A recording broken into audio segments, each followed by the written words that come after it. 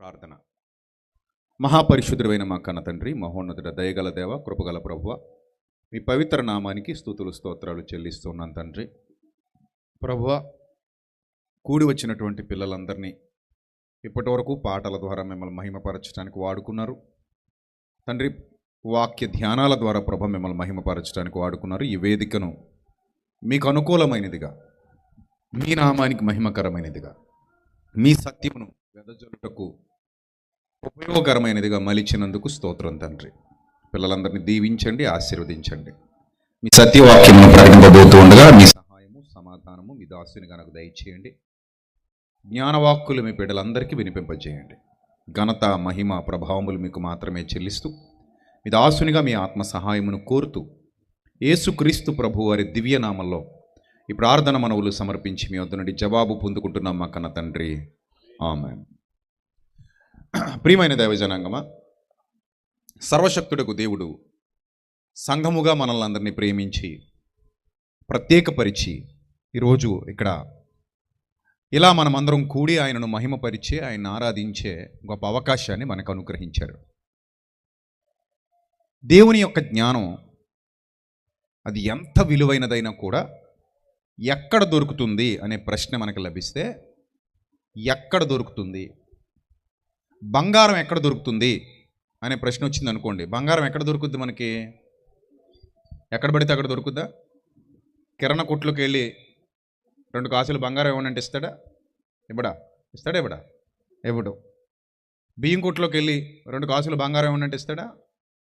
కిళ్ళి కొట్టు దగ్గరికి వెళ్ళి 1 కాసు బంగారం దొరుకుద్దా అంటే ఇస్తాడా? ఇవ్వడు. అంటే ఎక్కడ పడితే అక్కడ బంగారం దొరకదు. బంగారం ఖచ్చితంగా ఎక్కడ దొరుకుతుంది? బంగారం షాపులో మాత్రమే దొరుకుతుంది. ఏమ రైట్? బంగారం ఎక్కడ దొరుకుతుంది? బంగారం షాపులో మాత్రమే దొరుకుతుంది. మరి దేవుని జ్ఞానం ఎక్కడ దొరుకుతుంది? చెప్పండి, ఎక్కడ దొరుకుతుంది? దేవుని సన్నిధి అంటే ఏంటి? దేవుని సన్నిధి అంటే సంఘము. దేవుని సన్నిధి అంటే ఏంటి? సంఘము. అంటే బంగారం కొట్లో బంగారం దొరుకుతున్నది అనేది ఎంత సత్యమో, సంఘములో దేవుని జ్ఞానం దొరుకుతుంది అనేది కూడా అంతే సత్యం. ఇప్పుడు బంగారం కొట్టుకి వెళ్ళినప్పుడు బంగారం దొరకట్లేదు అనుకోండి, దాన్ని బంగారం కొట్టు అంటావా? అంటావా? అనం కదా, అనం కదా. బంగారం లేదు, పిసరంత కూడా లేదు బంగారం, దాన్ని బంగారం కొట్టు అని అంటావా? అనం. అలాగే ఎక్కడ జ్ఞానం కరువైపోతుందో, ఎక్కడ సత్యం కరువైపోతుందో, ఎంత వెతికినా ఎక్కడ సత్యం కనబడదో అది సంఘము కాదు. పేరుకు సంఘం అయి ఉండొచ్చు, కానీ వాస్తవానికి అది దేవుడు అనుమతించే సంఘం కాదు. మీరు ఎప్పుడు కూడా బైబిల్ గ్రంథాన్ని జాగ్రత్తగా పరిశీలన చేస్తే, బైబిల్ గ్రంథంలో సంఘము అనగానే సత్యానికి స్తంభము అంటాడు. ఏమంటాడమ్మా? సంఘము అనగానే ఏంటది? సత్యానికి స్తంభము. చూడండి, ఎఫెసీయులకు రాసిన పత్రిక 2వ అధ్యాయము 20వ వచనం జాగ్రత్తగా చదవాలి. క్రీస్తు యేసే ముఖ్యమైన మూల రాయి అయి ఉండగా. ఎవరట? ముఖ్యమైన మూల రాయి అంటే పునాది రాయి. ఏదైనా ఇల్లు కట్టాలంటే ఏం కావాలి? పునాది కావాలి. ఇప్పుడు కనబడుతున్న ఇల్లులన్నిటికీ కింద ఏమున్నాయి? కింద కనబడద్దా పునాది? కనబడదు, ఇల్లు మాత్రమే కనబడద్ది. కానీ ఇల్లు కనబడుతున్నా కనబడని పునాది ఇంటి కింద ఉంది, ఇంటి కింద ఉంది. అలాగే సంఘానికి కూడా పునాది ఉంది. పునాది ఎవరు? సాక్షాత్తు యేసుక్రీస్తు. అందుకే ఇక్కడ ఏం చెప్తున్నాడు? క్రీస్తు యేసే ముఖ్యమైన మూల రాయి అయి ఉండగా అపోస్తలులు, ప్రవక్తలు వేసిన ఆ పునాది మీద మీరు కట్టబడి ఉన్నారు. క్రీస్తు యేసు అనే ఆ పునాది మీద మీరు అందరూ ఏమై ఉన్నారు? కట్టబడి ఉన్నారు. ప్రతి కట్టడము ఆయనలో చక్కగా అమర్చబడి ప్రభువునందు పరిశుద్ధమైన దేవాలయమగుటకు వృద్ధి పొందుచున్నది. ఆయనలో మీరు కూడా ఆత్మ మూలముగా దేవునికి నివాస స్థలమై ఉండుటకు కట్టబడుచున్నారు అన్నాడు. ఇంత గొప్ప విషయాన్ని సంఘాన్ని గురించి వ్రాశాడు. ఇదంతా దేనికి సంబంధించిన మాట? సంఘానికి శిరస్సు ఎవరు? యేసుక్రీస్తు. సంఘానికి పునాది ఎవరు? యేసుక్రీస్తు. సో యేసుక్రీస్తు మీద మీరందరూ ఏమయ్యారట? కట్టబడ్డారు. మీరందరూ ఎవరి మీద కట్టబడ్డారు సంగమా? యేసుక్రీస్తు మీద కట్టబడ్డారు. ఇంత చక్కగా దేవుడు ఇక్కడ వ్రాయించాడు. ఇప్పుడు మనం జాగ్రత్తగా ఇదే ఇదే ఇదే పత్రికలో చూస్తే ఎఫెసీయులకు రాసిన ఇదే పత్రిక 4వ అధ్యాయము, ఎఫెసీయులకు రాసిన పత్రిక 4వ అధ్యాయము 11వ వచనం. మనమందరము విశ్వాసం విషయంలో దేవుని కుమారుని గూర్చిన జ్ఞానం విషయంలోనూ ఏకత్వం పొంది సంపూర్ణ పురుషుల మగు వరకు అన్నాడండి. బాగా బాగా అర్థం చేసుకోండి. మనం అందరం కూడా ఒక టాస్క్ ఉందంట. మనందరికి కూడా ఒక టాస్క్ ఉంది. మనందరికీ కూడా ఒక పని ఉందట. ఏంటా పని? ముందు మనందరం విశ్వాసం విషయంలో దేవుని కుమారుడి గురించిన జ్ఞానం విషయంలో ఏకత్వం పొందాలట. ఇంతకీ విశ్వాసం విషయంలో సంఘానికి ఏకత్వం ఉందా? ఉందా? ఉందా? ఇప్పుడు మీ విశ్వాసం మీది, మా విశ్వాసం మాది. ఎప్పుడైనా అన్నారు అలాగా? మీరు అన్నారు ఎప్పుడైనా? అన్నారా లేదా? నవ్వకండి, పర్లేదు, అంటే చెప్పండి, తప్పేం లేదు. అన్నారా? ఎవరితోనైనా అన్నారు ఎప్పుడైనా? నీ విశ్వాసం నీది, నా విశ్వాసం నాదే. నేను చాలాసార్లు చాలామందితో అన్నానండి అన్న వాళ్ళు చేయి చూపించండి. అదిగో అక్కడెక్కడ ఉన్నారు. ఉన్నారు, అదిగో. ఇప్పుడు మీ విశ్వాసం మీది, మా విశ్వాసం మాది అంటే ఎలా ఉంటుంది చెప్పనా? మీ పక్కింటి ఆవిడని పిలిచి మీ జెండా మీది, మా జెండా మాది. కుదురుద్దా అలాగా? ఏమ్మా, మీరందరూ భారతీయులేనా? పాకిస్తాన్ వాళ్ళు ఎవరైనా ఉన్నారు ఇక్కడ? లేరు. ఆఫ్ఘనిస్తాన్ వాళ్ళు ఉన్నారు ఎవరైనా? లేరు. అమెరికా వాళ్ళు ఉన్నారు ఎవరైనా? లేరు. జపాన్ వాళ్ళు ఉన్నారా పోనీ? లేరు. రష్యా వాళ్ళు, చైనా వాళ్ళు ఎవరు లేరు కదా. అందరూ ఎవరు ఎక్కడ ఉన్నవాళ్ళు? భారతీయులే. ఇప్పుడు అందరూ భారతీయులైనప్పుడు మీ జెండా మీది, మా జెండా మాది అని అనొచ్చా? అనొచ్చా? అనకూడదు. ఎందుకు అనకూడదు? మనందరికీ ఒకటే జెండా, జాతీయ జెండా. అందరూ ఆ జెండాకి ఏం చేయాలి? సెల్యూట్ చేయాలి. రైట్? రైట్. ఇప్పుడు మీ జెండా మీది, మా జెండా మాదని ఎవరితో అనొచ్చు మనం? తెలివైన వాళ్ళు మీరు. ఎవరితో అనొచ్చు? వేరే దేశాల వాళ్ళతో అనొచ్చు. పాకిస్తాన్ ఒక్కటే కనపడద్దు నీకు. ప్రపంచంలో దేశాలు లేవేటి? వేరే దేశాలు ఏ దేశం ఓడితైనా సరే ఏమనొచ్చు మనం? ఏమనొచ్చు? మీ జెండా మీది, మా జెండా మాది అనొచ్చు. అలాగే మీ విశ్వాసం మీది, మా విశ్వాసం మాదని ఎవరితో అనొచ్చు? క్రైస్తవులు కాని, బాగా అర్థం చేసుకోండి నా మాట. క్రైస్తవులు కాని ఇతర విశ్వాసాలకు చెందిన వాళ్ళతో ఏమనొచ్చు అంటే మీ విశ్వాసం మీది, మా విశ్వాసం మాది అనొచ్చు. కానీ క్రైస్తవుడితో నీ విశ్వాసం నీది, నా విశ్వాసం నాదని అనొచ్చా? ఇది చెప్పండి నాకు. భారతీయుడితో నీ జెండా నీది, నా జెండా నాదని అనొచ్చా? అనకూడదు అనేది ఎంత రైటో. క్రైస్తవుడు మరో క్రైస్తవుడితో నీ విశ్వాసం నీది, నా విశ్వాసం నాదని అనకూడదు. ఎందుకు అనకూడదంటే ఇదే ఎఫెసు పత్రికలో ఒక విచిత్రమైన మాట వ్రాయబడింది. చదువుదాం ఒకసారి. ఇదే అధ్యాయం 4వ అధ్యాయం, ఇదే 4వ అధ్యాయం 5వ వచనం చదవండి అందరూ. ఇదే 4వ అధ్యాయం 5వ వచనం అందరూ చదవాలి. ప్రభు ఒక్కడే. ఒక్కడా? ఎంతమంది ప్రభువులు? ఒక్కడేనా? ప్రభు యేసు ప్రభు ఒక్కడేనా? యేసు ప్రభు ఒక్కడేనా? ఒక్కడే. ప్రభు ఒక్కడే. విశ్వాసం ఒక్కటే. అది విశ్వాసాలు ఎన్నట? ఎన్నమ్మా? గట్టి చెప్పాలి. ఒకటే. అంటే అందరిది ఒకటేనా? నీది వేరు, నాది వేరా? చెప్పాలి.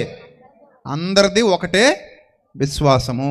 అందరిది ఒకటే విశ్వాసము. అంతే తప్ప నీ విశ్వాసం నీది, నా విశ్వాసం నాది అని మనం ఎవరి దగ్గర ఎప్పుడు కూడా అనకూడదు. అందరిది ఒకటే విశ్వాసం. 2 రెళ్ళు 4, నాకు 2 రెళ్ళు 4, నీకంతేనా? నీకు 6? చెప్పమ్మా. అలాగే క్రైస్తవ్యంలో కూడా నీ విశ్వాసమైనా, నా విశ్వాసమైనా, ఇంకొకరి విశ్వాసమైనా, క్రైస్తవుడైతే గనుక, ఎవడైనా క్రీస్తుని విశ్వసిస్తే గనుక అందరి విశ్వాసం ఒక్కటే. అందరి విశ్వాసం ఒక్కటే. 100 విశ్వాసాలు ఉండవు ఉండవు. అందరి విశ్వాసం ఒక్కటే కావాలి. కానీ సాతానుడికి అది నచ్చిందా? నచ్చలేదు. అందుకని ఏం చేశారంటే విశ్వాసాల విషయంలో కూడా దారి తప్పించాలనుకున్నాడు. దిగ్విజయంగా ఈరోజు క్రైస్తవ సమాజాన్ని దారి తప్పించేశాడు. అందుకే చూడండి, అందరిది ఒకలాంటి విశ్వాసంలా అన్నా కూడా అన్నట్టుగా ఉండరు. ఈరోజు చాలామంది అలా తగలడ్డారు మనవాళ్ళు. చాలామంది అలాగే ఉన్నారు. పైపెచ్చి మనవాళ్ళ నోట వెంటే సాతాను ఏమని అనిపింపజేస్తున్నాడంటే, అక్క ఏంటక్క, ఏంటి మీ విశ్వాసం మీది, మా విశ్వాసం మాదక్క, నీ విశ్వాసం నీది, నా విశ్వాసం నాది, మీ సంఘ విశ్వాసం మీ సంఘానిది, మా సంఘ విశ్వాసం మా ఇంత దారుణంగా సాతాను తెలివి లేని వారుగా మార్చేసాడు మనల్ని. గమనించండి ప్రియమైన దేవుని సంఘమా, ఎలా మార్చేశాడు మనల్ని? తెలివి లేని వారుగా మార్చేశాడు. అందుకే కానీ దేవుడు అంటున్నాడు, నాయన విశ్వాసం విషయంలో మీరందరూ ఎలా ఉండాలన్నాడు? ఏకత్వము పొందాలి అన్నాడు. ఏం పొందాలట? ఏకత్వము పొందాలి. ఇక రెండో పాయింట్, రెండోది దేవుని కుమారుడు గూర్చిన జ్ఞానం విషయంలో కూడా ఏం పొందాలట? మీరందరూ ఏకత్వం పొందాలి. సంఘం విశ్వాసం విషయంలో ఒక్కటిగా ఉండాలట. అంటే నువ్వు ఎక్కడికి వెళ్ళినా మనందరి విశ్వాసం ఒక్కటే. ముఖ్యంగా మన లోదరణ సంఘాలలో విశ్వాస ప్రమాణాన్ని ఒప్పుకుంటారు కదా, చాలా మంచి పద్ధతి అది. చెప్పండి ఒకసారి విశ్వాస ప్రమాణం చెప్పండి, గుర్తు చేయండి నాకు. భూమి ఆకాశములను సృజించిన ఆ సర్వశక్తి గల తండ్రి అయిన దేవునిని నమ్ముతున్నాను. విశ్వాసమేనా ఇది? విశ్వాసమే కదా ఇది, రైట్. నెక్స్ట్, ఆయన ఏకకుమారుడు ప్రభు అయిన యేసుక్రీస్తును నమ్ముతున్నాను. ఇది కూడా విశ్వాసమే. నమ్ముతున్నాను అంటే అర్థం ఏంటి? విశ్వసిస్తున్నాను, రైట్, మంచిది. నెక్స్ట్ మరో పాయింట్, ఈయన పరిశుద్ధాత్మ వలన గర్భము ధరింపబడి కన్య అయిన మరియకు పుట్టి పొంతి పిలాతు అధికారము క్రింద శ్రమపడి సిలువ వేయబడి చనిపోయి సమాధి చేయబడి అదృశ్య లోకము నుండి దిగినదియు చనిపోయిన వారిలో నుండి మూడవ దినమున లేచి పరలోకమునకెక్కి సర్వశక్తి గల తండ్రి అయిన దేవుని కుడి పార్శ్వమున కూర్చుని ఉన్నాడు. సజీవులకును మృతులకును తీర్పు తీర్చుటకు లేదా చేయుటకు పరలోకము నుండి వచ్చిననియు నమ్ముచున్నాము. పరిశుద్ధాత్మను నమ్ముచున్నాము. పాప క్షమాపణ, శరీర పునరుద్ధానం, నిత్య జీవం ఉన్నాయని వినుట వలన విశ్వాసము కలుగును నమ్ముచున్నాను. నెక్స్ట్, అయిపోయింది కదా, అయిపోయింది. ఇది అందరికీ ఉండవలసిన ఏకత్వపు విశ్వాసం, విశ్వాస విషయమైన ఏకత్వం ఇది. మనం కేవలం బట్టి చదువుతున్నామా, లేకపోతే దీని మీద స్టిక్ అయి ఉన్నామా? నిలబడ్డామా లేదా? నిలబడ్డాం, ఖచ్చితంగా ఏమయ్యాం? నిలబడ్డాం. కానీ ఇదే విశ్వాస విషయంలో అందరూ నిలబడతారా అంటే అందరూ నిలబడరు. మీరు ఏ విశ్వాస ప్రమాణాన్ని అయితే ఇప్పుడు ఒప్పుకున్నారో ఇది చాలా అత్యద్భుతమైన వివరణ, చాలా అత్యద్భుతమైన వివరణ ఇది. ఈ వివరణలో దాగున్నటువంటి ప్రాథమిక మౌలిక సత్యం ఏదైతే ఉందో ఈ సత్యాన్ని ప్రపంచ క్రైస్తవులు అందరూ ఒప్పుకోవాలి. కానీ కొందరు కొన్ని విధాలుగా రకరకాల సిద్ధాంతాలు, క్రైస్తవ్యంలో కొబ్బరికాయలు కొట్టేవాళ్ళు ఉన్నారు లేదా? ఎవరికి కొడతారు వెళ్ళి? ఎవరికి? ఎక్కడెక్కడికో పోయి కొబ్బరికాయలు కొడతారు, కొవ్వొత్తులు వెలిగించుకొస్తారు. ఇంకా వీళ్ళు ఎంత దారుణం అంటే యేసు ప్రభువుకు కూడా తలనీలాలు ఇస్తున్నారంట మనోళ్ళు. ఎవరికి? యేసు ప్రభువు కోసం ఏమి ఇస్తున్నారంట? తలనీలాలంటే అర్థం ఏంటి? ఇంకేటి గుండు మనోళ్ళే అంటే అర్థం ఏంటి? ఇప్పుడు వాళ్ళని కానీ మీరు టచ్ చేసి ఏమయ్యా యేసుప్రభుకి గుండు కొట్టించుకున్నావు ఏంటయ్యా, యేసుప్రభు ఏమన్నా నీ గుండె అడిగాడా, మన విశ్వాస ప్రమాణం అది, మన విశ్వాస ప్రమాణంలో అది ఉందా అని ఒకవేళ మీరు అడిగారనుకో, వెంటనే ఏమని చెప్తాడు అనుకుంటున్నారు? చెప్పండి, ఏమంటాడు? నీ విశ్వాసం నీది, అది కథ. ఇంతకు అతనెవరు? క్రైస్తవుడు అని చెప్పుకుంటున్నాడే. మనం ఎవరు? క్రైస్తవులు అని చెప్పుకుంటున్నాళ్ళే. కానీ టక్కన అనేస్తాడు మాట, నీ విశ్వాసం నీది, నా విశ్వాసం నాది. ఇప్పుడు దేవుని కుమారుని గురించిన జ్ఞానం విషయంలో ఏకత్వం పొందారంటే అది కూడా లేదు. కొంతమంది అంటారు తండ్రే వచ్చి బలయ్యాడు అంటారు. కానీ బైబిల్ ఏం చెప్పింది? కుమారుడు వచ్చి బలయ్యాడని ఉంది బైబిల్లో. తండ్రి వచ్చి బలయ్యాడని బైబిల్లో లేదు. తండ్రి తన కుమారుణ్ణి పంపిస్తే కుమారుడు వచ్చి బలి గావించాడు అనేది బైబిల్ చెబుతున్న ప్రాథమిక సూత్రం. మేము మన విశ్వాస ప్రమాణంలో కూడా అదేగా ఒప్పుకుంటున్నాం. అంతేనా ఒప్పుకుంటున్నాం? తండ్రి వచ్చి బలయ్యాడు అంటున్నావా? ఏమంటున్నారు విశ్వాస ప్రమాణంలో చెప్పండి? తండ్రి అయిన దేవుని ఏక కుమారుడు, ప్రియ కుమారుడు, అంతేనా? తండ్రి అయిన దేవుని ఏక కుమారుడు ఈ లోకానికి వచ్చి ఏమయ్యాడు? శిలువయాగం చేశాడు, బలియాగం చేశాడు. ఇది మన విశ్వాస ప్రమాణం. అంతే తప్ప తండ్రే వచ్చి బలయ్యాడని చెప్పలేదు బైబిల్. తండ్రి తన కుమారుడిని పంపిస్తే కుమారుడు వచ్చి బలయ్యాడు. శరీరధారిగా వచ్చింది ఎవరు? కుమారుడు వచ్చి బలయ్యాడని బైబిల్ చెప్తోంది. అంతే తప్ప తండ్రే వచ్చి బలయ్యాడని బైబిల్ చెప్పాల. తండ్రి తన కుమారుణ్ణి పంపించాడని బైబిల్ చెప్తోంది. దాన్ని అలాగే నమ్మాలి మనం. మన విశ్వాస ప్రమాణం ఒప్పుకునేటప్పుడు బైబిల్లో ఏది రాయబడిందో అదే నమ్మాలి, అదే చెప్పాలి. కానీ కొంతమంది ఏమంటారంటే లేదండి బలైంది తండ్రి కాదండి, కుమారుడు కాదండి, తండ్రి అని అంటాడు ఒకడు. లేదండి బలైంది తండ్రి కాదు, కుమారుడు కాదండి, పరిశుద్ధాత్ముడు అని అంటాడు ఇంకొకడు. అప్పుడు విశ్వాసం విషయంలో ఏకత్వం ఉన్నట్ట, వేరువేరైపోయినట్టు. దేవుని కుమారుని గురించిన జ్ఞానం విషయంలో ఏకంగా ఉన్నట్ట, వేరువేరైపోయినట్టు. అప్పుడు చెప్పండి ఏమైనట్టు? వేరువేరైపోయినట్టు. కాబట్టి సంఘం ఎప్పుడు కూడా దేవుని కుమారుని గురించిన జ్ఞానం విషయంలోనూ విశ్వాసం విషయంలోనూ ఎలా ఉండాలంటమ్మా? ఎలా ఉండాలి? ఏకత్వం కలిగి ఉండాలి, ఏకమై ఉండాలి. కానీ విచిత్రం ఏంటంటే మనం అదంతా గాలికి వదిలేసి ఎవరికి నచ్చినట్టు వాళ్ళు, ఎవరికి నచ్చిన దారిలో వాళ్ళు, ఎవరికి ఎలా నచ్చితే అలా బైబిల్ చదివేసుకుని, ఎవరికి ఎలా నచ్చితే అలా బైబిల్ అర్థం చేసేసుకుని, ఎవరికి అలా నచ్చితే అలా బతికేయడం అనేది ఈరోజు కడవరి దినాల్లో దుష్టుడు చేసినటువంటి మాయాజాలం. కాబట్టి స్కూల్లో చదువుకుంటున్నటువంటి పాఠాలు చదువుకుంటున్నటువంటి పిల్లలందరూ ఒకే విధంగా చదువు నేర్చుకుని ఒకే ఎగ్జామ్, ఒకే పరీక్షా పత్రాన్ని ఎలాగైతే రాస్తారో మనం కూడా సంఘంలో చేర్చబడినటువంటి మనందరం కూడా విశ్వాస విషయంలోనూ దేవుని కుమారుని గురించిన జ్ఞానం విషయంలోనూ ఎలా ఉండాలమ్మా? ఏకత్వం పొంది నెక్స్ట్ ఏ పురుషులటమ్మా? సంపూర్ణ పురుషులు.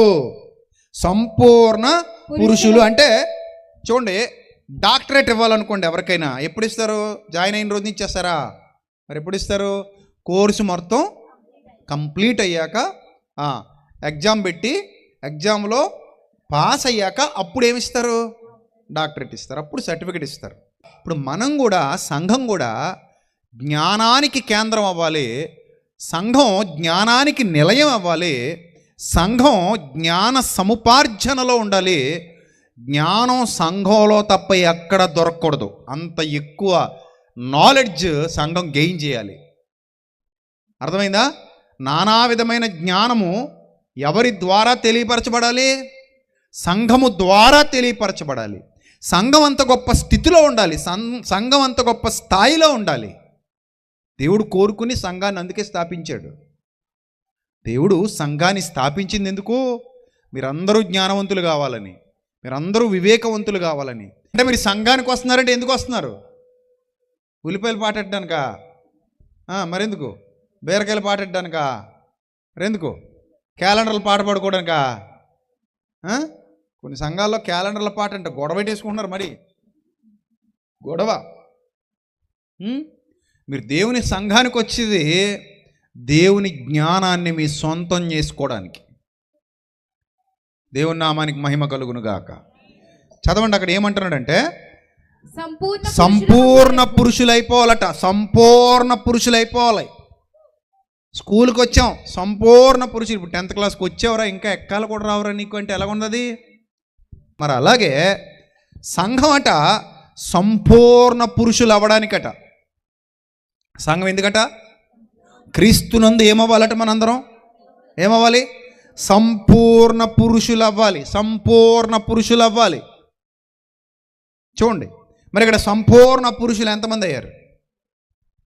ఇప్పుడు మిమ్మల్ని అడుగుతున్నాను, పాత నిబంధన మాట పక్కన పెడదాం కాసేపు. కొత్త నిబంధన మొత్తం జాగ్రత్తగా చదివేశానన్న వాళ్ళు చేయి చూపించండి. ఎంతమంది ఉన్నారు? లెక్క 1 2 3 4 5 6, అక్కడ 2 8, ఇన్ని వందల మందిలో ఎంతమంది వేయలేరు? మనకే 8 మంది. మరి మిగిలిన అందరూ సిగ్గుపడాలా ఆనందపడాలా? సిగ్గు లేకుండా సిగ్గుపడాలని చెప్తున్నారు. సిగ్గుపడాలని ఎలా చెప్తున్నారు? సిగ్గుపడకుండా చెప్తున్నారు. ఏం పడాలని? సిగ్గుపడాలని. ఇంకెంత బరి తెగించిపోతే ఎవడేం చెప్తాడు? ఇంకా ఏందమ్మా, ఇప్పుడు బడిలో జాయిన్ అయింది ఎందుకు? చదువుకోవడానికైనా? మీ పిల్లలు రేపటి నుంచి బడికి వెళ్ళి ఏవి చదవకుండా వస్తే మీరు వాళ్ళని కొట్టడానికి కూడా అధికారం లేని వాళ్ళు. పిల్లలారా మీకు చెప్తున్నాను, మార్కులు ఏమైనా తక్కువ వచ్చినాయి అనుకో, మీ అమ్మా నాన్న దగ్గరికి వెళ్ళి ధైర్యంగా ఇచ్చేయండి పేపరు, ప్రోగ్రెస్ కార్డు ధైర్యంగా ఇచ్చేయండి. ఇచ్చేసి ఏరా ఏటి గుడ్డి సున్నా వచ్చిందని అడిగారు అనుకో, ఒకటే చెప్పండి, మొన్న సభలో ఆయన్ని మిమ్మల్ని నిలబెట్టినప్పుడు మీకు రాలేదేటి గుడ్డి సున్నా? మొన్న సభలో మిమ్మల్ని అందరిని నిలబెట్టి అడిగాడు, మీకు వచ్చిందా లేదా గుడ్డి సున్నా? వచ్చిందా? మరి ఇప్పుడు నీకే నీ స్కూల్లో గుడ్డి సున్నా వచ్చినప్పుడు నాకు నా స్కూల్లో గుడ్డి సున్నా వస్తే పెద్ద విషయమా మమ్మీ? పెద్ద విషయమా డాడీ? అయినా నాకు ఇంకా లోక సంబంధమైన పాఠశాలలో గుడి సున్నా వచ్చింది, నాకు పెద్ద నష్టం లేదు. నీకెక్కడొచ్చింది గుడి సున్నా? దేవుని పాఠశాలలో వచ్చింది గుడి సున్నా. ఎవరికి ఎక్కువ నష్టం? నాకా నీకా? లోక సంబంధమైన పాఠశాలలో గుడి సున్నా వస్తే ఎక్కువ నష్టమా? దేవుని పాఠశాలలో గుడి సున్నా వస్తే ఎక్కువ నష్టమా? ఎస్, లోక సంబంధమైన పాఠశాలలో గుడి సున్నా వస్తే మహా అయితే ఫెయిల్. దేవుని పాఠశాలలో కానీ గుడి సున్నా వచ్చింది అనుకో, పరలోకం ఫెయిల్. అర్థమైందా? ఏది ఎక్కువ నష్టం? ఈ లోకంలో ఫెయిల్ అయితే ఎక్కువ నష్టమా? పరలోకమే ఫెయిల్ అయిపోతే ఎక్కువ నష్టమా? కదా మరి. అయినా నాకు తెలియక అడుగుతానమ్మా, విశ్వాసులు అయ్యి ముసలాళ్ళు కూడా ఉన్నారమ్మ ఇక్కడ. నాకు తెలిసి విశ్వాసులు అయిన తర్వాత 20-30 ఏళ్ళు గడిచిపోయి ఉంటే ఇప్పటికి 20-30 ఏళ్ళలో 27 పుస్తకాలు చదవలేకపోయారా? 27 పుస్తకాలు చదవడానికి ఎంత టైం పడుతుందో తెలుసా మీకు? తాపీగా చదివితే రోజుకి 2 గంటలు లేదా గంట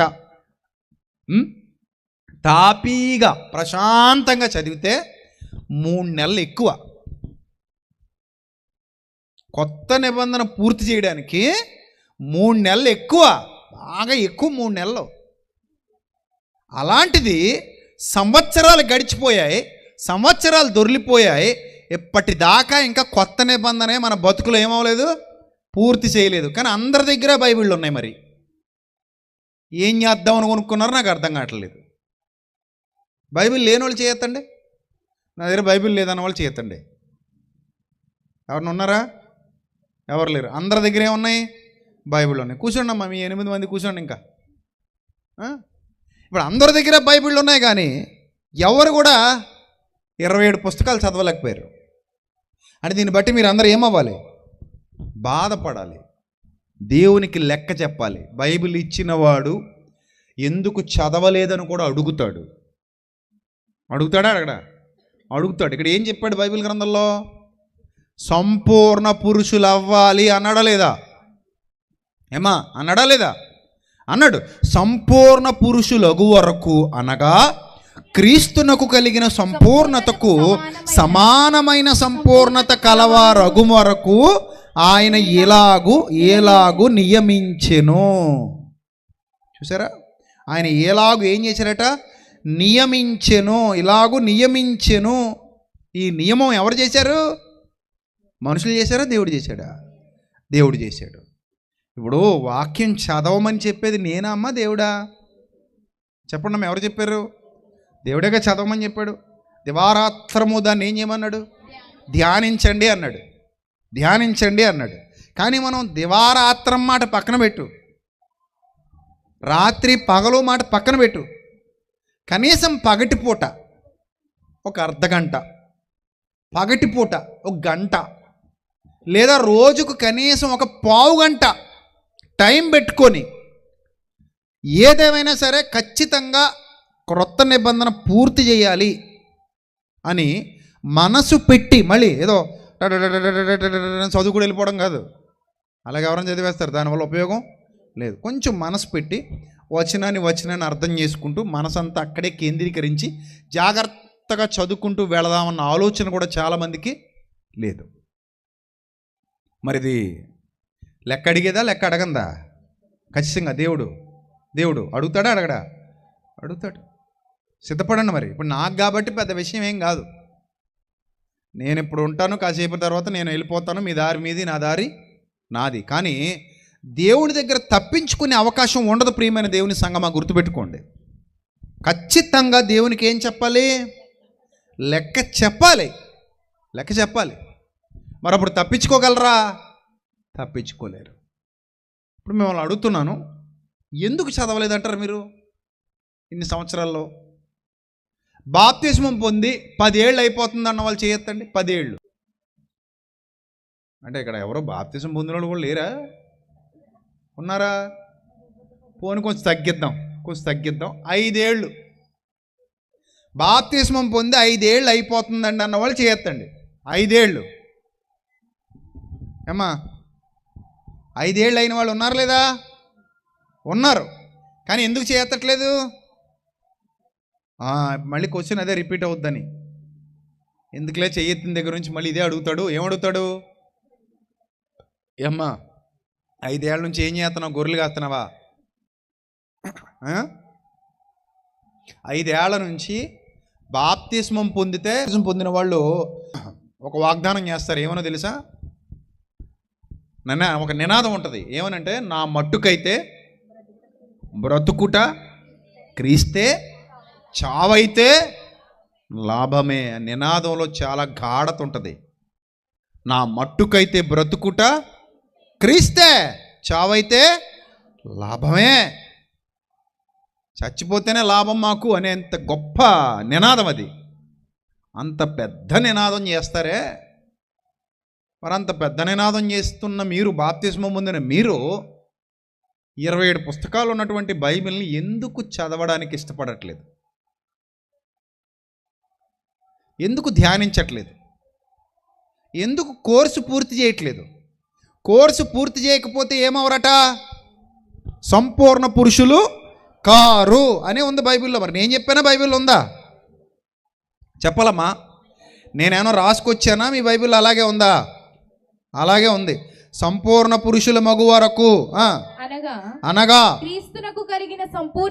క్రీస్తునకు కలిగిన సంపూర్ణతకు సమానమైన సంపూర్ణత కలవార మగు వరకు ఆయన ఏలాగు నియమించినని అంటాడు.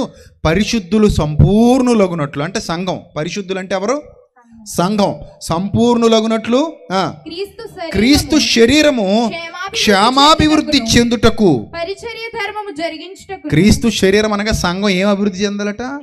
క్షేమాభివృద్ధి చెందుటకు. నెక్స్ట్, పరిచర్య ధర్మము జరుగుటకు ఆయన కొందరిని అపోస్తలుగా, కొందరిని ప్రవక్తలుగా, కొందరిని సువార్తికులుగా, కొందరిని కాపరులుగా, కొందరిని ఉపదేశకులుగా నియమించెను అని చెప్పి, ఇక మీదట మనం ఏం చేయాలంటే, అందువలన మనం ఇక మీదట సంఘానికి చెప్తున్నాడు. సంఘానికి ఏం చెప్తున్నాడంటే, అమ్మ సంఘమా, మనం ఇక మీదట పసిపిల్లలమై ఉండి మాయోపాయముల చేత, వంచన చేత, తప్పు మార్గానికి లాక్కునే కుయుక్తితో గాలి కొట్టుకొని పోవునట్లు, కల్పింపబడిన ప్రతి ఉపదేశానికి ఇటు అటు కొట్టుకొని పోవచ్చు, అలల చేత ఎగరగొట్టబడిన వారమైనట్లు ఉండక. ఎంతసేపు చెప్పింది ఇలా ఉండమని కాదు. ఏంటట? ఇలా ఉండకూడదు. ఉండకుండా మరి ఎలా ఉండాలట? ప్రేమ కలిగి. బాగా అర్థం చేసుకోండి. మీరు ఎలా ఉండాలో చెప్తున్నాడు. మీరంటే సంఘం. మీరంటే ఎవరు? సంఘం. మీరు ఎలా ఉండాలో చెప్తున్నాడు. ఫస్ట్ మీరందరూ ఎలా ఉండాలంటే ప్రేమ కలిగి అన్నాడు. పాయింట్ నెంబర్ 1 ఎలా ఉండాలట? ప్రేమ కలిగి. నెక్స్ట్, సత్యము చెప్పు. అసలు సత్యం చెప్పాలి అంటే ముందు మనం సత్యం నేర్చుకోవాలి వద్దా? చెప్పాలమ్మా. సత్యం అంటే ఏంటి? మీ వాక్యమే సత్యం. యోహాను సువార్త 17:17 ప్రకారం నీ వాక్యమే సత్యం. ఇప్పుడు దేవుడు మీరు ఎలా ఉండాలి స్కూల్లో, ఆయన స్కూల్లో పిల్లలు ఎలా ఉండాలని కోరుకుంటున్నాడు. ఆయన స్కూల్ అంటే సంఘం. ఆయన సంఘంలో ఆయన స్కూల్లో పిల్లలు ఎలా ఉండాలని కోరుకుంటున్నాడు. మీరు విశ్వాస ప్రమాణాన్ని ఒప్పుకున్నారు, మంచిదే. ఆ విశ్వాసంలో మీరు స్థిరంగా నిలబడాలి అంటే ఖచ్చితంగా మీకు దేవుని వాక్యం అనే సహాయం చాలా అవసరం. అది బేసిక్ నాలెడ్జ్. మీరు ఒప్పుకున్న విశ్వాస ప్రమాణం ఏదైతే ఉందో అది ప్రాథమిక జ్ఞానం.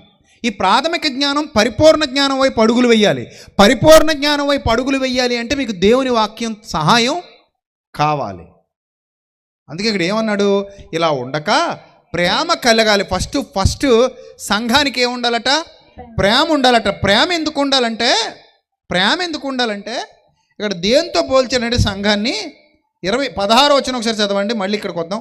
ఆయన శిరస్సై ఉన్నాడు. ప్రేమ కలిగి సత్యం చెప్పచ్చు, క్రీస్తు వలె ఉండుటకు మనం అన్ని విషయాల్లో ఎదుగుతాం. ఇప్పుడు ప్రేమ గురించి మాట్లాడుకుందాం, తర్వాత సత్యం చెప్పడం గురించి మాట్లాడుకుందాం. ఇప్పుడు ప్రేమ గురించి సంఘం మాట్లాడుకుంటే సంఘానికి శిరస్సు ఎవరట, క్రీస్తు. అమ్మ నీ హెడ్ ఎవరు, నీకు శిరస్సు ఎవరు, క్రీస్తు. నీకు శిరస్సు ఎవరు, క్రీస్తే. ఇక్కడున్న వేదిక మీద ఉన్న సేవకులారా మీకు శిరస్సు ఎవరు, క్రీస్తే. నాకు శిరస్సు ఎవరు, క్రీస్తే. మీ అందరికి శిరస్సు ఎవరు చెప్పాలి, మీ అందరికి శిరస్సు ఎవరు, క్రీస్తు. అంటే హెడ్ ఎవరు మనకి, క్రీస్తు. ఇప్పుడు ఆయన శిరస్సు అయి ఉన్నాడు. ఆయన నుండి ఇక్కడ జాగ్రత్తగా చూడండి, ఇది హెడ్ కదా, ఇక్కడ నుంచి కిందకే, ఇక్కడ నుంచి క్రిందకే సర్వ శరీరము చక్కగా అమర్చబడి. ఎలా అమర్చబడిందమ్మా, చక్కగా అమర్చబడి తనలోనున్న ప్రతి అవయవము. ఇప్పుడు చూడండి తనలోనున్న అనగా ఈ శరీరంలో శిరస్సు క్రింద అమర్చబడిన ఈ శరీరం అంటారు దీన్ని అంతటిని. ఈ శరీరంలో ఉన్న ప్రతి అవయవము అన్నాడు. ప్రతి అవయవము అంటే చూడండి, ఇక్కడ ఇంతమంది ఉన్నారు కదా, మీరందరూ దేవుని సంఘం అనే శరీరంలో ఎవరు, మీరందరూ అవయవాలు. దేవుని సంఘం అనే శరీరంలో మీరందరూ ఎవరు, అవయవాలు. ప్రతి అవయవము తన పరిమాణము చొప్పున. ఇక్కడ ఏమన్నాడంటే తన పరిమాణము చొప్పున. పరిమాణం అంటే ఇప్పుడు చూడండి, అవయవాలు ఉన్నాయి కదా, ఈ అవయవాల్లో ఏదైనా ఒక అవయవం గురించి చెప్పండి, బాగా ఇంపార్టెంట్ అవయవం కింద నుంచి దీని కింద అవయవాలు ఏమిటి చెప్పండి. గుండె పని ఏంటి, గుండె పని ఏంటమ్మా, మాకు తెలియదండి. మాకేం తెలుసండి, గుండె కొట్టుకుంటుందా లేదా అప్పుడప్పుడు చూసుకుంటామండి. కొట్టుకుంటుందంటే బాగానే ఉందని మా పని మేము చేసుకుంటామండి, అంతేనండి. గుండె పని ఏంటి, శరీరం అంతటికి మోటార్. ఇది శరీరం అంతటికి ఏంటిది, మోటార్. Switch ఎక్కర్లేని motor. ఎప్పటికప్పుడు ఈ మోటార్ ఏం చేస్తుంది, మొత్తం శరీరం అంతటికి ఏం చేస్తుంది, బ్లడ్ సప్లై చేస్తుంది. అర్థమైందా? పైకి కిందకి అరికాలు మొదలుకొని నడినెత్తి వరకు రక్తం సరఫరా అవుతానే ఉంటుంది ఈ మోటార్ వల్లే. ఈ మోటార్ కరెక్ట్గా పనిచేస్తుంది. అందుకే నువ్వు హాయిగా ఇక్కడికి వచ్చి కూర్చుని దేవుని మాటలు వింటున్నావు. ఒకవేళ ఈ మోటార్లో ఏమైనా తుక్కు అడ్డుపడినా, ఏమైనా ఎక్కడైనా జామ్ ఏర్పడినా ఇక్కడ ఉంటావా, క్లియర్, టక్కన పడిపోతాం అంతే వెనక్కి. అది ఆ మోటార్కున్న వాల్యూ. అర్థమైందా? రైట్. సో ఈ ప్రతి అవయవము తన పరిమాణము చొప్పున పని చేస్తుందట. ఆదేశాలు ఎక్కడి నుంచి వస్తున్నాయంటే శిరస్సు నుంచి వస్తున్నాయి. అంటే హెడ్ ఎవరు సంఘానికి, యేసుక్రీస్తు. మీరందరెవరు, అవయవాలు. మీలో ప్రతి ఒక్కరికి ఏముంది, పని ఉంది. తన పరిమాణము చొప్పున పని ఉంది. అందరికి ఉంది పని, కొందరికేనా, అందరికీ పని ఉంది. ఎందుకంటే అవయవాలలో ఉన్నామంటే ఖచ్చితంగా ఏదో ఒక పార్ట్ అయి ఉంటాం. అయితే లివర్ అయి ఉండాలి, లేకపోతే కిడ్నీ అయి ఉండాలి, లేకపోతే నరాలై ఉండాలి, లేకపోతే పేగులై ఉండాలి, కాళ్ళై ఉండాలి, చేతులై ఉండాలి, ఇలాగా రక్తమై ఉండాలి. రకరకాలు లోపల ఎన్నో రకాల అవయవాలు ఉన్నాయి. ఈ అవయవాలన్నీ ఊపిరితిత్తులు. ఈ అవయవాలన్నీ కూడా వాటి పని సక్రమంగా ఏం చేస్తున్నాయి, చేసుకుంటూ పోతున్నాయి. మన బాడీలో ప్రతిదీ ఒక యంత్రం లాంటిది, ఒక machinery. Every part is a machinery. So is a machine, every part is a machine అనుకుంటే ప్రతి మెషిన్ కూడా చక్కగా పనిచేస్తుంది. ఈ హెడ్ ఆఫ్ ద డిపార్ట్మెంట్ నుంచి వచ్చే ఆదేశాలు తీసుకొని చక్కగా శరీరంలో అవయవాలన్నీ పనిచేస్తున్నాయి. హెడ్కి లోబడింది అనమాట అవయవాలన్నీ కూడా. అందుకని ఇక్కడ ఎంత చక్కగా రాశాడంటే, ఇలా పనిచేయాలంటే ముందు ఏముండాలి? ప్రేమ. ఒకదాని పట్ల మరొకదానికి ఏముంది? ప్రేమ ఉంది. కానీ ఈరోజు సంఘాలలో ఆ ప్రేమ కరువైపోయింది. మిమ్మల్ని ఒక క్వశ్చన్ అడుగుతాను. దేవుని చేత దీవించబడే వాళ్ళు చేయొద్దండి. దేవుని చేత ఆశీర్వదింపబడాలనుకున్న వాళ్ళు చేయొద్దండి. దేవుని చేత దీవించబడాలనుకున్న వాళ్ళు చేయొద్దండి. ఈ ప్రశ్న విన్నాక అప్పుడే కంగారు పడకండి. ఈ ప్రశ్న విన్నాక నేను దేవుని చేత దీవించబడే గుంపులో ఉన్నానంటే టక్కన చేయొద్దు. నేను దేవుని చేత ఆశీర్వదింపబడే గుంపులో నేను నా కుటుంబం ఉన్నామంటే టక్కన చేయొద్దు. ఈ ప్రశ్న విన్నాక రైట్. ప్రశ్న అడిగానా? ఇంకా ఆలస్యం చేయకుండా అడిగానా? రెడీ? అడుగుతున్నాను. నేను మా సంఘంలో ఎవరిని ద్వేషించట్లేదు అన్నవాళ్ళు టక్కన చేయొద్దండి. దేవుడు మిమ్మల్ని బహుగా దీవించి ఆశీర్వదించునుగాక. చెయ్యెత్తితే ఆమెను అనుకో. చెయ్యెత్తితే ఆమెను అను. చెయ్యెత్తితే ఆమెను. నేను మా సంఘంలో ఎవరిని ద్వేషించట్లేదు. ఎవరిని ఒక్కరిని కూడా ద్వేషించట్లేదు.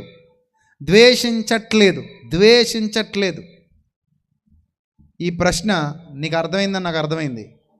నీకు అర్థమైతే వెంటనే దేవుడు నన్ను నా కుటుంబాన్ని దీవించునుగాక చెయ్యొద్దు. లేట్లేదు, ఇంక నీదే ఆలస్యం. దేవుని దీవెన పొందటానికి నీదే ఆలస్యం. దేవుని ఆశీర్వాదం నీ కోసం ఎదురు చూస్తుంది, నీదే ఆలస్యం. చెప్పు, చెయ్యొద్దు. అదిగో ఒక అమ్మాయి లేచి నిలబడతాయి. గ్రేట్, లేచి పైకి పర్లేదులే. ఆ అమ్మాయి చెయ్యెత్తింది ధైర్యంగా. ఏమంటుందంటే, నేను ఎవరిని మా సంఘంలో ఒక్కరిని కూడా, నాకు ఎవరి మీద ద్వేషం లేదని ఆ అమ్మాయి దేవుని ఎదుట ఒప్పుకొని లేచి నిలబడింది. నేను ఒక దైవ సేవకుడిగా చెప్తున్నానమ్మ, దేవుడు నిన్ను బహుగా దీవించి ఆశీర్వదించునుగాక.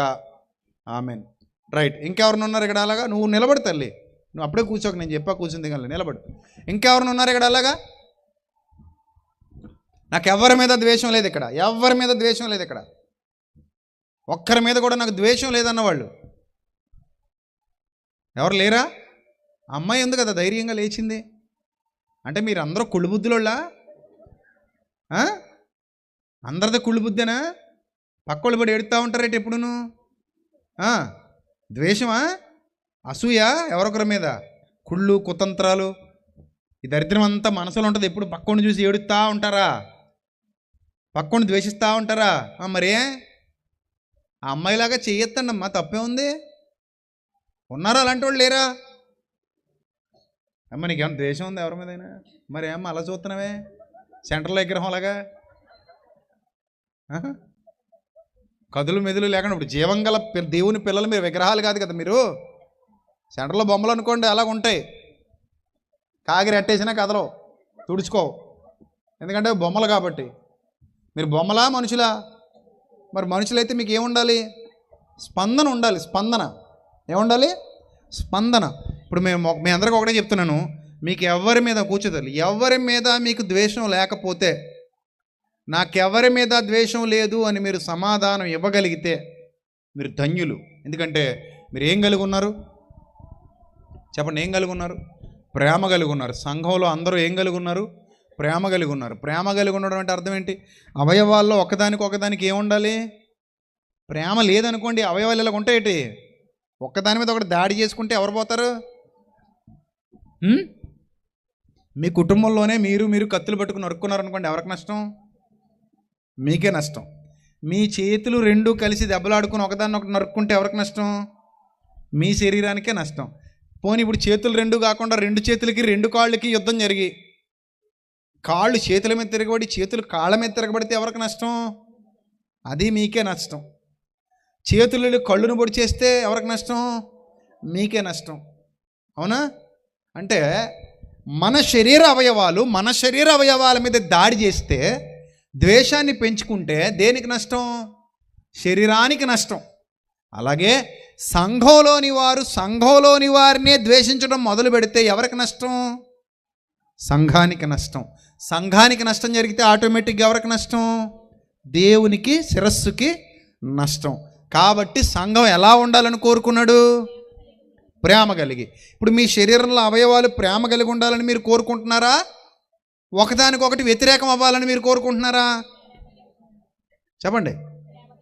మీ శరీరంలో అవయవాలు ఒకదానికి ఏమై ఉండాలి? కన్ను ఏడిస్తే చెయ్యి ఏం చేయాలి? కన్ను ఏడిస్తే చెయ్యి ఏం చేయాలి? తొడవాలా వద్దా? లేకపోతే ఇంకో పొడి చేయాలా? చెప్పమ్మా. ఇంకో పొడిచేస్తే బాగుంటుందా? తుడిస్తే బాగుంటుందా? ఎలాగా అంటే కన్ను ఏమో ఇక్కడ ఉంది, చెయ్యి ఏమో ఇక్కడ ఉంది. కానీ ఏడుస్తుంటే వచ్చి ఏం చేస్తుంది? తుడుస్తుంది. ఇది శరీర ధర్మం. కాల్లో ముళ్ళు గుచ్చుకుంది, కన్ను ఏం చేస్తుంది?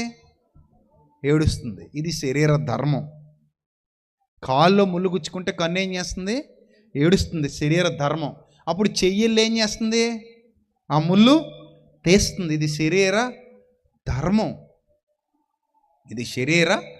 ధర్మం. అన్నం ఎవరు తింటున్నారు? నోరు తింటుంది. అరిగించే పని ఎవరు చేస్తున్నారు? పొట్ట చేస్తుంది. ఆ అరిగించిన దాన్ని రక్తంలో కలిపే పని ఎవరు చేస్తున్నారు? లివరు, కిడ్నీలు వాటి పనివి చేస్తున్నాయి. ఇప్పుడు రక్తంలో కలిసిన తర్వాత ఈ బలమైన రక్తాన్ని శరీరం అంతా ఎవరు సరఫరా చేస్తున్నారు? గుండె సరఫరా చేస్తుంది. చక్కటి ఆలోచనలు ఎవరు ఇస్తున్నారు? మెదడు ఇస్తుంది. అన్నీ కలిసిమెలిసి ఉన్నాయా లేకపోతే ఒకదానికొకటి వ్యతిరేకంగా ఉన్నాయా? కలిసిమెలిసి ఉన్నాయి కాబట్టి మీరు ఆనందంగా వచ్చి ఇక్కడ కూర్చున్నారు. నేను తింటాను తప్ప నేను అరిగించను అందనుకో. ఇది నువ్వు అరిగిస్తే అరిగించుకో, నేను కరిగించనందనుకో ఇంకొకటి. నువ్వు కరిగిస్తే కరిగించుకో, నేను పంచనందనుకో మరోటి. ఏమైంది శరీరం? చెప్పండి, ఏమైంది శరీరం? చచ్చిపోయింది. శరీరం ఏమైంది? చచ్చిపోయింది. నీ శరీరంలోనే బోల్డని పాఠాలు పెట్టాడు దేవుడు, గుర్తుపెట్టుకో. శరీరాన్ని చేసింది ఎవరు? నేల మంటితో నరుని నిర్మించింది ఎవరు? దేవుడేగా. నేల మంటితో నరుని నిర్మించిన దేవుడు నీ దేహంలోనే బోలెడన్ని పాఠాలు పెట్టి నీకు పాఠాలు నేర్పిస్తున్నాడు. ప్రియమైన దేవుని సంగమా, అదే ఉదాహరణ ఇక్కడ పౌలు భక్తుడు రాయించాడు. పౌలు భక్తుడు చెప్పిన ఉదాహరణ అదే. శరీరాన్ని ఉదాహరణగా చూపించి ఇక్కడ మాట్లాడుతున్నాడు పౌలు భక్తుడు.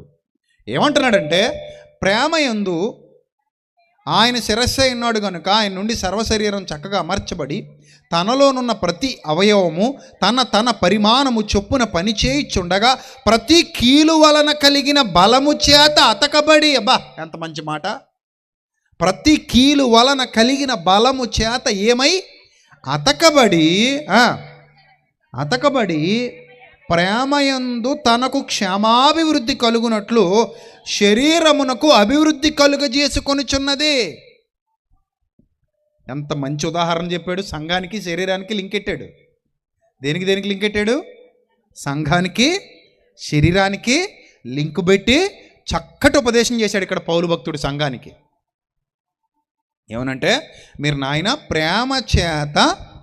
ప్రేమ కలిగి సంఘం అంతా ఒకరి మీద ఒకరికి ద్వేషాలు ఉండకూడదు. ఒకరి మీద ఒకరికి ఏముండాలి? ప్రేమ ఉండాలి. మీలో మీకు ద్వేషాలు ఎందుకు? ఇప్పుడు చాలామంది సంఘాలు నిర్వీర్యం అయిపోవడానికి గల కారణం ద్వేషం. ఒకరంటే ఒకరికి పడదు, ఒకరంటే ఒకరికి గిట్టదు. పెద్దలకి పడట్లేదు కొన్ని సంఘాల్లో, సేవకులకి పడట్లేదు మరి కొన్ని సంఘాల్లో, విశ్వాసులకు పడట్లేదు. న్యాయమైన రీజన్స్ ఏమీ లేవు వాళ్ళకి. పోనీ వాళ్ళు ఏదో లోకంలో కలిసిపోయారు కాబట్టి మనం వాళ్ళని గద్దిస్తున్నామంటే ఒక అర్థం ఉంది. వాళ్ళు ఏదో ప్రభువుకు వేరుగా నడుస్తున్నారు కాబట్టి మనం గద్దిస్తున్నామంటే ఒక అర్థం ఉంది. లేదా దేవుని ధనం పట్ల వారు సరిగా వ్యవహరించట్లేదు కాబట్టి వారిని గద్దిస్తున్నామంటే ఒక అర్థం ఉంది. పరిచర్య సరిగ్గా చేయట్లేదు కాబట్టి వారిని గద్దిస్తున్నామంటే ఒక అర్థం ఉంది. ఉత్తపుణ్యాన అకారణ ద్వేషాలు, అకారణ గొడవలు, కొట్లాట్లు ఇలాగ అయిపోతున్నాయి. కొన్ని చోట్లేమో ఎలక్షన్ గొడవలు, కొన్ని చోట్ల ఇంకో గొడవలు, ఒకరినొకరు చూడలేకపోవటాలు. అందరూ ఒకే చోట ఉంటారు కానీ ఒకరంటే ఒకరికి పడకపోవటాలు. అలా ఉండకూడదు. ప్రేమ కలిగి. రెండోది ఏంటట? సత్యము చెప్పుచో. ఏం చెప్పాలటమ్మా? సంఘము సత్యమునకు స్తంభం అంటాడు తిమోతి పత్రికలో. సంఘం సత్యానికి ఏంటట? స్తంభం. ఇప్పుడు సంఘం ఏం చెప్పాలంటున్నాడు? సత్యం చెప్పాలి. సత్యం చెప్పాలంటే మరి మీరు నేర్చుకోవాలా వద్దా? చెప్పాలమ్మా. సత్యం చెప్పాలంటే మీరు నేర్చుకోవాలా వద్దా? నేర్చుకోవాలి. నేర్చుకోవాలంటే చదవాలా వద్దా? చదవాలి. బైబిలే చదవని మనం దేవుని పిల్లలం ఎలా అవుతాం? బాప్తిస్మం పొంది కొత్త నిబంధన ఇంకా పూర్తి చేయలేకపోయామంటే దేవుని పిల్లలం ఎలా అవుతాం? మీరే చెప్పండి. అందుకే సత్యము చెప్పుచు క్రీస్తు వలె ఉండుటకు మనం అన్ని విషయాలలో ఎదుగుదాం అన్నాడు. ఏమన్నాడమ్మా? అన్ని విషయాల్లో ఎదుగుదాం. ఎదుగుదాం. ఎదుగుదాం. ఎదుగుదామా? ఎదుగుదామా? సరే ఎదుగుదాం. ఎదుగుతున్నావా? చెప్పండి. ఎదుగుతున్నావా? ఎదుగుతున్నావా? ఎక్కడేసిన గొంగలు అక్కడే అన్నట్టుగా ఉండిపోయావా? చెప్పండి. ఏం చేస్తున్నావు? ఎదుగుతున్నావా? ఎక్కడేసిన గొంగలు అక్కడే అన్నట్టుగా ఆగిపోయావా? ఎదగాలి. ఎదగకపోతే సంఘం చచ్చిపోయినట్టు లెక్క. ఇప్పటి వరకు నేను ఏదైతే మీకు చెప్పానో వాటన్నిటిలో మనం ఎదగాలి. ఎందుకంటే మనం ఒకరికొకరు అవయవాలు. 25వ వచనం, అదే 4వ అధ్యాయం 25వ వచనం. మనం ఒకరికొకరు ఏమై ఉన్నామట? అవయవాలు. ఈ అవయవాలన్నీ ఒకదానితో ఒకటి ఏమై ఉన్నాయి? అతకబడి ఉన్నాయా లేదా విడివిడిగా ఉన్నాయా? కలిసే ఉంటాయి. అన్నీ ఒకే శరీరంలో ఉంటాయి. అన్నీ ఒకే శరీరంలో కలిసి ఉంటాయి. ఎవరి పని వాళ్ళు చేస్తారు. దేని పని దాందే, కానీ అన్నీ ఒకే చోట ఉంటాయి. దేని పని దాందే, అన్నీ కలిసి ఉంటాయి. దేని పని అయితే సంపూర్ణంగా చేస్తుంది, కానీ శరీరంలో చక్కగా ఉండి శిరస్సుకు లోబడుతుంది. ఇలా ఉండాలి సంఘమా నువ్వు అంటున్నాడు దేవుడు. ఇలా ఉండాలి యవనస్తులారా మీరందరూ. ఇలా ఉండాలి దేవుని పెద్దలారా, సంఘంలో పెద్దలారా మీరందరూ. ఇలా ఉండాలి జ్ఞాన సంపన్నులుగా మీరందరూ. విశ్వాసం విషయంలో ఎక్కాలి, ఏకత్వం ఉండాలి. దేవుని కుమారుని గురించిన జ్ఞానం విషయంలో ఏకత్వం ఉండాలి. మీరందరూ ఒకరికొకరు అవయవాలుగా ఉండి క్రీస్తునందు సంపూర్ణ పురుషులుగా ఎదగాలి. ఇది దేవుని నియమం. ఎవరి నియమం? దేవుని నియమం. ఈ నియమాన్ని కాదనే హక్కు ఏ సంఘానికి లేదు. కాబట్టి ఈ రాత్రి వేళ దేవుని మాటలు విన్న మీ అందరికీ ప్రేమతో చెప్తున్నాను, క్రీస్తు మిమ్మల్ని దేవుని పాఠశాలకు నడిపించారు. ఇప్పుడు మీరందరూ సంఘము అనేటువంటి దేవుని పాఠశాలలో ఉన్నారు. ఇక్కడ పాఠాలు నేర్చుకుంటూ దేవునిలో ఎదగగలిగితే మీరు సంఘంగా పిలువబడతారు. లేదు ఏదో మాట వరుసకు వచ్చాం, బైబిల్ తెచ్చాం, ఇందులో ఏముందో కూడా మాకు తెలియదు, ఎప్పుడు చదవలేదు, వెళ్ళిపోతున్నాం అంటే ఎలాంటి ప్రయోజనం ఉండదు. మీకు ఒకటే చెప్తున్నాను, గుర్తుపెట్టుకోండి. ఉద్యోగం ఎవరికి వస్తుందంటే చదువు పూర్తిగా చదువుకున్న వాళ్ళకి ఆ చదువు కూడా బాగా వంట పట్టించుకుని ఎగ్జామ్లో పాస్ అయిన వాళ్ళకి ఏమొస్తుంది? ఉద్యోగం వస్తుంది. సగం చదివి మానేసిన వాళ్ళకి ఉద్యోగం వస్తుందా? రాదు. లేదా చదువుకొని ఎగ్జామ్లో పాస్ అవ్వకపోయిన వాళ్ళకి ఉద్యోగం వస్తుందా? రాదు. అంటే పూర్తిగా చదువుకొని ఎగ్జామ్లో ఎవరు పాస్ అవుతారో వాళ్ళకి మాత్రమే ఏమొస్తుందమ్మా? ఉద్యోగం వస్తుంది. మిగిలిన వాళ్ళకి ఏమి రాదమ్మా? ఉద్యోగం రాదు. ఇప్పుడు మీలో ఎంతమందికి దేవుని సన్నిధికి వెళ్ళాలని ఉంది? నిత్య జీవానికి వెళ్ళాలని ఎంతమందికి ఉందమ్మా? ఎవరికి లేదా? లేకుండానే సభకు వచ్చారా? అందరికీ ఉందిగా. మరి అందరికీ ఉందంటే ఏం చేయాలి ఇప్పుడు మనం? ఆయన చెప్పినట్టుగా చేయాలి. ఖచ్చితంగా ఈ జ్ఞానంలో ఎదగాలి. దేవుని జ్ఞానాన్ని ఈ రోజు నుంచైనా చదవడం నేర్చుకోండి, ఆలోచించడం నేర్చుకోండి, ప్రేమ కలిగి ఉండండి, సత్యంలో ఎదగండి, సత్యంలో వర్ధిల్లండి, సత్య సంబంధమైన ఆలోచన విధానం కలిగి ఉండండి. అప్పుడు మీకు వచ్చే ఆశీర్వాదాన్ని ఎవరూ ఆపలేరు. అప్పుడు మీకు వచ్చే దీవెనను ఎవరూ ఆపలేరు. మీరు, మీ కుటుంబం వర్ధిల్లుతారు, దీవెన ఆశీర్వాదాలతో నింపబడతారు. దేవుడు మిమ్మల్ని విడువడు, ఎడబాయడు. ఆయన కృప, ఆయన క్షేమము, ఆయన కనికరము ఎల్లప్పుడూ మీ కుటుంబాల మీద ఉంటుంది, ఎల్లప్పుడూ మిమ్మల్ని కాపాడుతూ ఉంటుంది. కాబట్టి ప్రియమైన దేవుని సంఘమా, గుర్తుపెట్టుకోండి, విశ్వాస విషయంలో ఏకత్వం కలిగి ఉండండి. సంపూర్ణ పురుషులు అవ్వాలి అంటే దైవ చిత్తాన్ని నేర్చుకోండి, ప్రతిరోజు ధ్యానించండి, చదవండి, వినండి. ఇప్పుడు మీకు ఎంత చక్కటి అవకాశం అంటే నేను ఎక్కడ మాట్లాడుతున్నా యూట్యూబ్లో వినేయచ్చుగా మీరు. మీ దగ్గరికే వచ్చి చెప్పాలా నేను ఎక్కడికే? ప్రతిరోజు నేను మీ దగ్గరికి రావాలా? అక్కర్లేదు. నేను ఎక్కడ మాట్లాడుతున్నా మీకు ఆల్రెడీ అది ఎందులో వచ్చేస్తుంది, యూట్యూబ్లో వచ్చేస్తుంది. అంటే మీరు చక్కగా యూట్యూబ్ ఓపెన్ చేసుకుని మన ఛానల్లోకి వెళ్ళి, విజయప్రసాద్ ఫౌండేషన్ ఛానల్లోకి వెళ్ళి అందులో పెట్టబడిన ప్రతి సందర్భాన్ని, ప్రతి సందేశాన్ని చక్కగా వింటున్నా కూడా నేను మీ మధ్యకు వచ్చినట్టే కదా.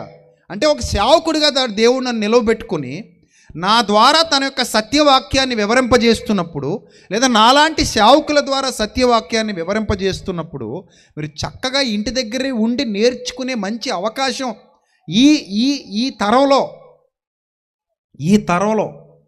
ఈ టెక్నాలజీ ద్వారా మీకు, నాకు, అందరికీ ఏమైంది? అనుగ్రహింపబడింది. పూర్వపు దినాల్లో ఈ టెక్నాలజీ ఉందా? పౌలు గారు ఎక్కడో మాట్లాడుతుంటారు, ఎక్కడుండి వినగలిగే పరిస్థితి ఉందా? అప్పట్లో లేదు. కానీ ఇప్పుడు ఆ అవకాశం ఇచ్చాడు దేవుడు. ఎక్కడున్నా సరే ఇక్కడ కూర్చుని నేను ప్రకటించే దేవుని వాక్యం నువ్వు యూట్యూబ్లో వినొచ్చు. జస్ట్ ఇలా యూట్యూబ్ ఓపెన్ చేసి మన ఛానల్లోకి వెళ్తే లైవ్ వస్తూ ఉంటుంది, చూడొచ్చు. లేదా ప్రసంగాలు అప్లోడ్ చేస్తారు, చూడొచ్చు. జస్ట్ ఆ ఛానల్ సబ్స్క్రైబ్ చేసుకుంటే చాలు, ప్రతిరోజు పెట్టే ప్రతిదీ మీకు వచ్చేస్తూనే ఉంటుందిగా. ఇంత గొప్ప టెక్నాలజీ ఉన్న దినాల్లో కూడా దేవుని జ్ఞానం నేర్చుకోలేకపోతున్నామంటే మరి తప్పెవరిది? మందే కదా, మందే. ఇంత అవకాశం ఉన్నా కూడా దాన్ని ఏం చేసుకోలేకపోతున్నాం? సద్వినియోగం చేసుకోపోతున్నాం. అందుకన్నాడు, దినములు చెడ్డవి నాయన, సమయమును పోనీయకు నాయన. దాన్ని ఏం చేసుకో? సద్వినియోగం అంటే ఏంటి? జ్ఞానవంతులు అవ్వడం, ఏకత్వం పొందడం, పరిపూర్ణులుగా ఎదగడం. బాగా చదువుకో. టైం అయిపోయాక ఎగ్జామ్ దగ్గరికి వచ్చాక పుస్తకం తీస్తే ఏం రాయగలవు? ఎగ్జామ్ రేపు, ఈరోజు తీసావు పుస్తకం, ఏం రాయగలవు అప్పటికప్పుడు? మరి సంవత్సరం అంతా చదువుకున్నాడు ఎలాగెళ్తాడు ఎగ్జామ్కి? ధైర్యంగా వెళ్తాడు. ఆ రోజు పుస్తకాలు తీసిన వాళ్ళు ఎలా వెళ్తారు? భయంగా వెళ్తారు. వాళ్ళు ఫెయిల్ అయిపోతారు. వీళ్ళు మాత్రం ఖచ్చితంగా ఏమవుతారు? పాస్ అవుతారు. ఆ పాస్ అయ్యే అవకాశం ఉంటుంది. కాబట్టి ప్రియమైన దేవుని ప్రజలారా, దేవుని సంగమా, గుర్తుపెట్టుకోండి, ఇంత గొప్పగా దేవుడు ఈ రాత్రి మీతో మాట్లాడుతున్నాడు. ఆయనకి ఇది కావాలని మీతో చెప్తున్నాడు. మైక్ ఆన్ చేసుకుని మీరు ఏదో చెప్పుకుంటున్నారు అక్కడ. మీకు ఎందుకు ఇచ్చారు మైకు? మాట్లాడుకోవడానికా? మరి ఎందుకు ఇచ్చారు మైక్ మీకు? రైట్. సో దేవుని జ్ఞానాన్ని నేర్చుకొని ఎదగాలి, గొప్పవాళ్ళు కావాలి, ఆయన సన్నిధిలో నిలబడాలి, ఆయన సన్నిధి కాంతిలో వర్ధిల్లాలి, మీ కుటుంబాలు దీవించబడాలి, మీరు ఆశీర్వదింపబడాలి, మంచి విద్యార్థులుగా మారాలి మీరందరూ. ఏ విద్యార్థులు? మంచి విద్యార్థులు, దేవుని పాఠాలు నేర్చుకునే దేవుని పాఠశాలలో విద్యార్థులు. అప్పుడు మీరు గొప్ప స్థితికి ఎదుగుతారు, గొప్ప దీవెన ఆశీర్వాదాలతో నింపబడతారు. అట్టి ధన్యత దేవుడు మీకు, మీ కుటుంబాలకు సమృద్ధిగా అనుగ్రహించునుగాక. తలలు వంచండి, ప్రార్థన చేసుకుందాం. మహాపరిశుద్ధుడైన మా కన్న తండ్రి, మహోన్నతుడ, దయగల దేవ, కృపగల ప్రభువా, ఇంతవరకు మీ పిల్లలతో సూటిగా మాట్లాడినందుకు స్తోత్రం తండ్రి. అనేకమైన జ్ఞాన సంగతులు మీ పిల్లలకు వివరించడానికి సహాయం చేశారు. వెత్తబడిన ప్రతి మాట వారి హృదయాలలో 30 60 100 ఫలించినట్లు సహాయం దయచేయండి. వారు విని విడిచిపెట్టే గుంపులో గాక విన్న వాక్యమును అనుసరించి జీవించగలిగే భాగ్యాన్ని ప్రసాదించమని ఘనత, మహిమ, ప్రభావములు మీకు మాత్రమే చెల్లిస్తూ యేసుక్రీస్తు నామములో ప్రార్థన మనవులు సమర్పించి మీ యొద్ద నుండి జవాబు పొందుకుంటున్నాం మా కన్న తండ్రి. Amen, amen. అందరికీ వందనాలు. May Lord bless you all, love you all. Thank you, God bless you. దేవుడు మిమ్మల్ని, మీ కుటుంబాన్ని బహుగా దీవించి ఆశీర్వదించునుగాక. ఆమెన్. Thank you.